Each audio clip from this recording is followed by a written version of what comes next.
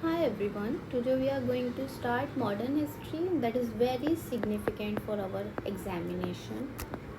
As we all know that modern history plays a very important role in PCS, UPSC or other state level exams. So modern history starts from the decline of Mughals in India. So let's have a look on the timeline of Mughal. Babur was the founder of Mughal Empire in 1526. ठीक है?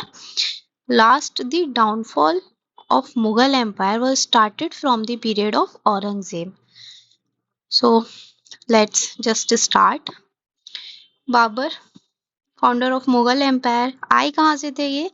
He came from Central Asia, that is Fergana Valley, laid the foundation by defeating Ibrahim Lodi. इन्होंने इब्राहिम लोदी को पढ़ाया था. इससे पहले की history हमारी मिडिवल में आती है, वो हम जब और मुगल्स को अच्छे से पढ़ लेंगे जब हम मिडिवल हिस्ट्री पढ़ेंगे. अभी मॉडर्न हिस्ट्री हमारी स्टार्ट होती है decline of the Mughal empire.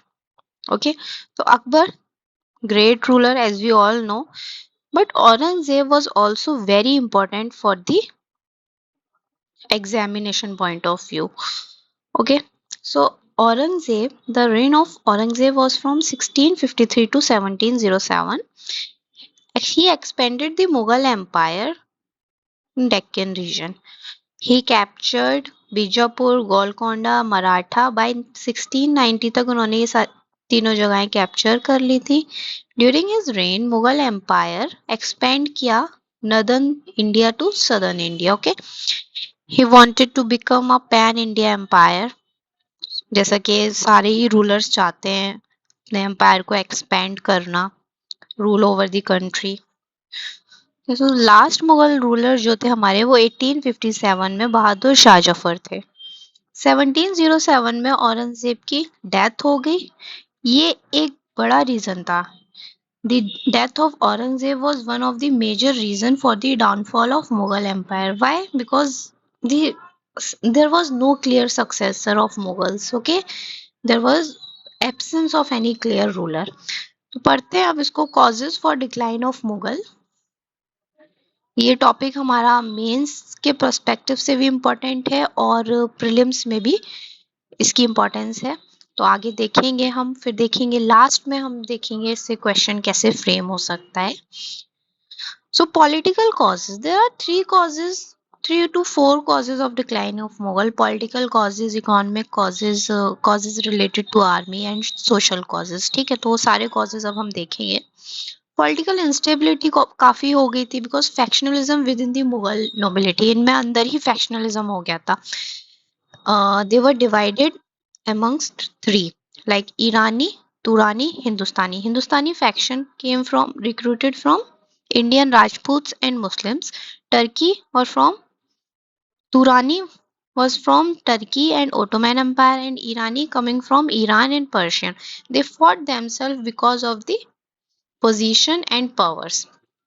Asif Jahan I was the leader of Irani and joined hands with Turani to and assassinate Sayyid brothers. So Sayyid brothers was from the Hindustani faction. Okay, so Asif जहां जो थे उन्होंने तुरानी के साथ एक तुरानी को join कर लिया. उसके बाद इन्होंने असैसिनेशन करवा दिया सैयद ब्रदर्स का. किस लिए असैसिनेशन करवाया उनको? To maintain the dominating influence over the Mughal court. ठीक है, अब ये पॉलिटिकल कॉजेज में क्यों औरंगजेब की डेथ जो हुई वो उसने सक्सेशन डिस्प्यूट को एमर्ज कर दिया. Emergence of succession dispute ended with appointment of Mohammad Shah. Mohammad Shah appoint हो गए इन 1719 में. 4 rulers changed within the span of 10 years. 10 साल के पीरियड में 4 रूलर्स बदल गए. मेजर रीजन क्या था? ये सक्सेशन डिस्प्यूट का मेजर रीजन क्या था? Absence of any clear ruler. Moving ahead towards the economic causes. This is very important for your prelims. 3 type के रेवेन्यू कलेक्शन सिस्टम होते थे मुगल्स के दौरान. ठीक है, एक जागीरदारी, दूसरा खालिसा और तीसरा इजारा. सो फर्स्ट वन जागीरदारी को थोड़ा सा समझ लेते हैं बिकॉज इससे क्वेश्चन फ्रेम होता है, हुआ भी है यूपीएससी में भी, यूपीपीसीएस में भी।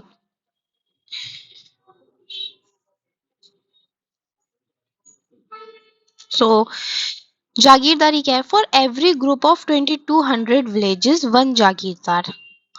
जो 2200 विलेजेस का एक ग्रुप होता था उसके लिए एक जागीरदार होता था जो कि रेवेन्यू कलेक्ट करता था यहाँ से। ठीक है, उसको उस रेवेन्यू कलेक्शन को क्या बोलते थे? Jagir. Okay, jagirdar kept some portion of revenue. अब वो जो रेवेन्यू यहाँ से कलेक्ट करता था उसका कुछ पोर्शन तो अपने पास रखता था अपने लाइफ स्टाइल के लिए, कुछ एक पोर्शन वो किंग को दे देता था और एक portion used for troop maintenance. Troop maintenance के लिए एक पोर्शन यूज होता था।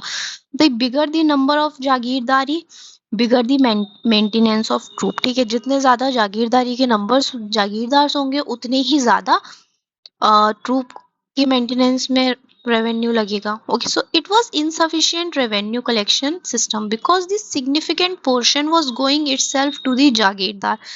अब ये 3 पोर्शन में डिवाइड हो गया था ना रेवेन्यू कलेक्शन, तो जो सबसे बड़ा पोर्शन था वो रेवेन्यू का वो जागीरदार अपने ही लाइफ स्टाइल के लिए यूज कर रहे थे। ठीक है, गोइंग इट से उन्हीं के पास जा रहा था। किंग और ट्रूप्स को इनफ मतलब फेयर अमाउंट नहीं मिल रहा था, इनफ अमाउंट नहीं मिल रहा था, they were not getting the enough amount और फेयर अमाउंट। ठीक है, दूसरा है खालिसा सिस्टम। तो ये करेक्शन के लिए, जागीरदारी को करेक्ट करने के लिए औरंगजेब ने इंट्रोड्यूस किया था खालिसा सिस्टम। इसमें क्या होता था? सैलरीड ऑफिशियल्स हो गए थे अब। ठीक है, to bring more efficiency in revenue collection, did little to address the jagirdari crisis. Jagirdari crisis जो हो गए थे, जैसे कि 3 पोर्शन डिवाइडेड हो गए थे, उसमें ज्यादातर जागीरदार के पास जाता था, तो उसको एड्रेस करने के लिए खालिसा लाया गया। औरंगजेब परस्यूड। ठीक है, ये हो गया। तो औरंगजेब, अब क्वेश्चन अगर आता है हु इंट्रोड्यूस खालिसा सिस्टम, तो ये औरंगजेब ने इंट्रोड्यूस किया था। बट जागीरदारी सिस्टम औरंगजेब ने नहीं इंट्रोड्यूस किया था, ये इंट्रोड्यूस दिल्ली सल्तनत ने किया था। ठीक है, अब ये ijara is not important here. Okay, क्योंकि इसका भी कोई सिग्निफिकेंस नहीं है यहाँ पर डिक्लाइन ऑफ मुगल में। अब एक और कॉज पे चलते हैं। Second most important economic cause for the decline of Mughal was Aurangzeb pursued cost expansion in Deccan region. भाई आप किसी भी रीजन को एक्सपेंड करोगे तो आपको आर्मी लगेगी, मतलब काफी सारा रेवेन्यू लगे। कोई भी वॉर को फाइट करने के लिए बहुत सारा रेवेन्यू लगता है। तो औरंगजेब परस्यूड कॉस्टली एक्सपेंशन। ठीक है, डेक्कन रीजन को औरंगजेब ने अपना मुगल एम्पायर एक्सपेंड किया था डेक्कन रीजन में, तो उसको परस्यूट करने के लिए काफी सारा पैसा लगा। ठीक है, थ्रू सीरीज ऑफ वॉर्स, क्योंकि काफी सारे वॉर्स हुए, 3 डेकेड तक वॉर चलते रहे थ्रू दी डेक्कन कैंपेन। ठीक है, expanded the Mughal empire its financially. Okay, ठीक, तो इन्होंने दो the Deccan campaign expanded, Deccan campaign expand तो कर दिया उन्होंने, अपना एम्पायर एक्सपेंड तो कर दिया डेक्कन रीजन तक, but it financially ended up weakening. Financially week हो गए थे वो, क्योंकि काफी सारे वॉर्स हुए थे उस time, because of insufficient revenue generated from Deccan region. अब इन्होंने डेक्कन रीजन तक पहुंच तो गए, लेकिन वहां से जो रेवेन्यू कलेक्शन था वो बहुत ही कम था, इनसफिशियंट था। ठीक है, lack of focus of Mughal. अच्छा, एक और रीजन था, जो मुगल्स का फोकस था ना वो एग्रीकल्चर पर बहुत कम था। ठीक है, टू इंक्रीज एग्रीकल्चर प्रोडक्टिविटी, ये एग्रीकल्चर पर इतना ध्यान नहीं देते थे, तो इस वजह से भी further contributed to their financial weaknesses. Okay, अब आता है causes related to army. Army jagirdari crisis fuelled corruption within the army. जब जागीरदार जो सिस्टम अभी हमने पढ़ा, जागीरदारी सिस्टम, उसमें क्या था? उसमें corrupt jagirdar were corrupt at that point of time. ठीक है, तो करप्शन आ गया था within the army, lack of effective central supervision हो गया था as jagirdar fail to maintain troops. क्योंकि आप किसी भी रेवेन्यू कलेक्ट किया आपने, उसको आप 3 पार्ट्स में डिवाइड कर रहे हो, 3 पार्ट्स में उसको आप डिवाइड कर रहे हो। एक बड़ा पोर्शन जो है, मेजर पोर्शन, वो आप अपने लिए लाइफस्टाइल के लिए रख रहे हो, दूसरा आप उसके ट्रूप्स को मेंटेन करने के लिए रख रहे हो, तीसरा आप किंग को दे रहे हो। तो वो करप्शन क्रिएट हो गया था। दूसरा एब्सेंस ऑफ टेक्नोलॉजिकल इनोवेशन नहीं थी उस टाइम पर। अब आते हैं moving ahead towards the social causes. Aurangzeb imposition of jizya tax, as you all know, it was the religious tax upon non Muslims. so this was the major issue during the period of Aurangzeb, and non-Muslims disliked Aurangzeb because of this. Jizya was the religious tax. Okay, contributed to the decline of Mughal. तो ऐसे ही Mughals का downfall हो गया। अब question देख लेते हैं, ये मेंस पर्सपेक्टिव से क्वेश्चन है। To what extent the action and inactions of Aurangzeb contributed to the decline of Mughal, discuss. Actions क्या थे और इन एक्शंस क्या थे? एक्शंस में तो जागी ये जजिया टैक्स आ जाएगा और डेक्कन रीजन तक एक्सपेंड किया वो आ जाएगा। इन एक्शंस क्या थे? एग्रीकल्चर पर ध्यान नहीं दिया, टेक्नोलॉजिकल इनोवेशंस में, तो इसी को हम एक्सपेंड करके लिख सकते हैं। Second question is decline of Mughal empires was rooted in its political and economic weaknesses. Sorry guys, ये एंड है, पॉलिटिकल एंड इकोनॉमिक वीकनेसेस। तो यहाँ हम डिस्कस कर देंगे पॉलिटिकल और इकोनॉमिक वीकनेसेस।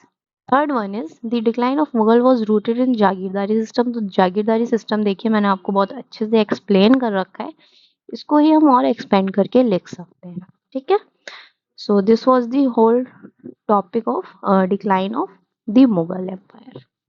ये आपका मॉडर्न हिस्ट्री का फर्स्ट टॉपिक है। Your modern history starts from here only. ठीक है, तो चलते हैं अब आगे, हम पढ़ेंगे बंगाल के बारे में, फिर उसके बाद एंग्लो कर्नाटिक वॉर्स भी हुए, आगे जाकर battle of Plassey, battle of Buxar, ये सारे वॉर्स फॉट किए गए। आज के सेशन के लिए सिर्फ इतना ही। Thank you so much. If you like this video then give thumbs up and please feel free to give your feedback.